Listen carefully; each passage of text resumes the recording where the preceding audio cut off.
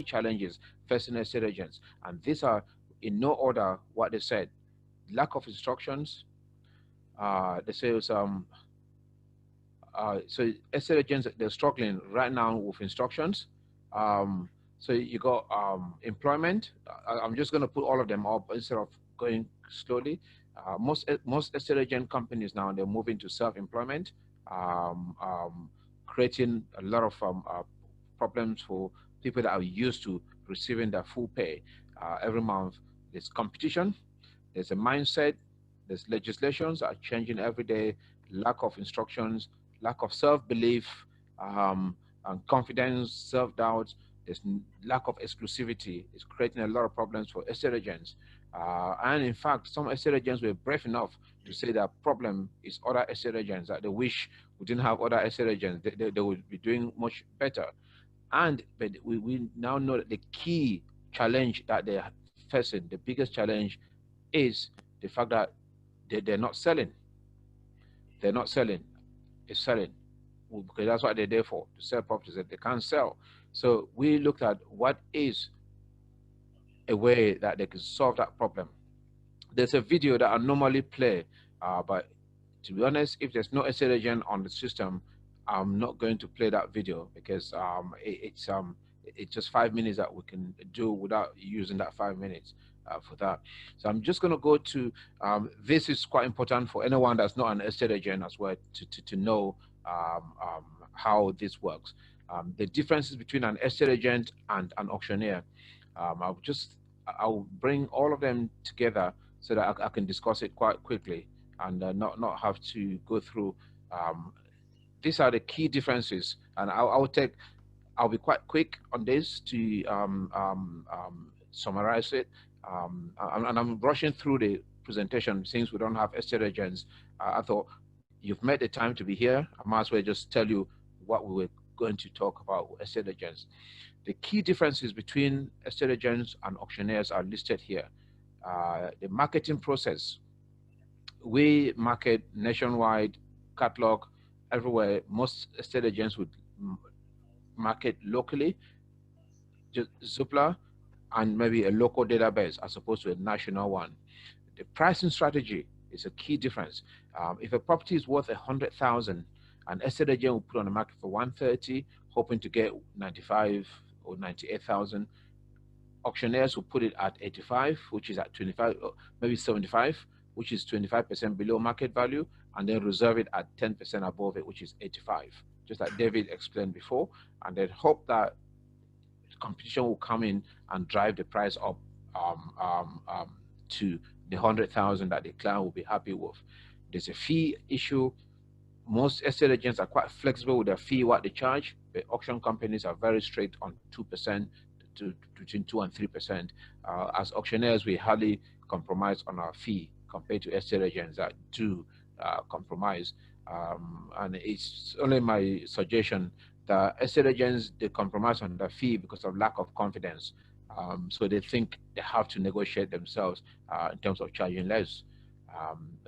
Location, most estate agents would only sell properties within about 3-mile radius, whereas auctioneers would sell properties across the globe. I can talk about Barnsley quite comfortably.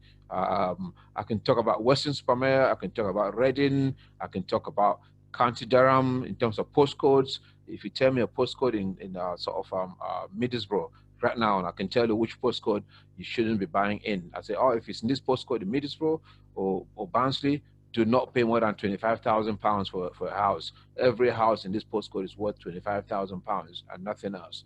That is a local an estate agent in Edgware does not know Harrow on the Hill. They don't even know where the station is. And I'm not joking. It is. I used to own a couple of estate agents branches.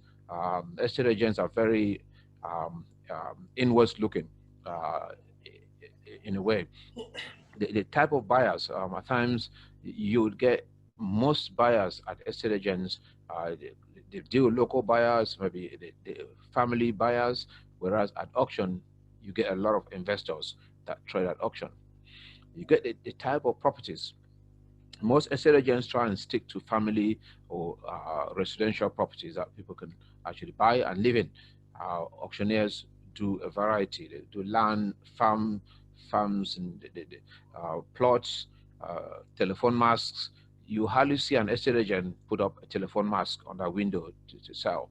So, but auctioneers would do everything and anything. Uh, the legal checks are very important.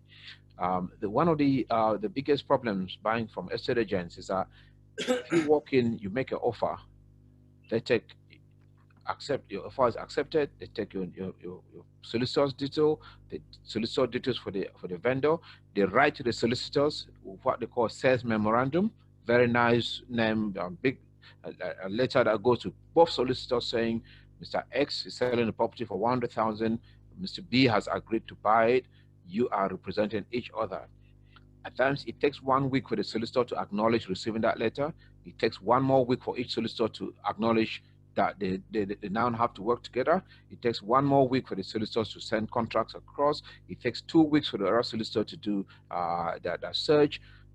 This is weeks and weeks. We're already in four weeks down the line. You don't know what's happening. 5, 6 weeks. At times, transactions might take 3, 4 months before they complete.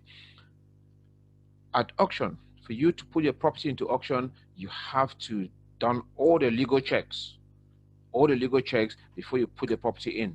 So when Mr. A comes in the morning and says, I want to buy this property for 100,000, if that offer is accepted, you've got a few days to exchange. If it's not at auction, if it's at auction, when the gravel goes down, you go to the back of the room and you exchange details and you complete in 28 days. So the legals have been done. All the faffing around with the solicitors is taken out of the way. Solicitors never say no to work. They take any amount of work. Try this, call solicitors. If you have one solicitor that say no, I'm busy, let me know.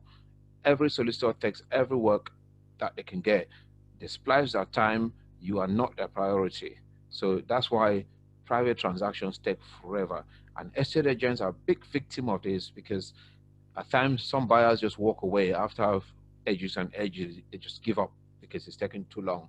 So at auction, at the moment that the gravel comes down, you exchange, and the completion would follow.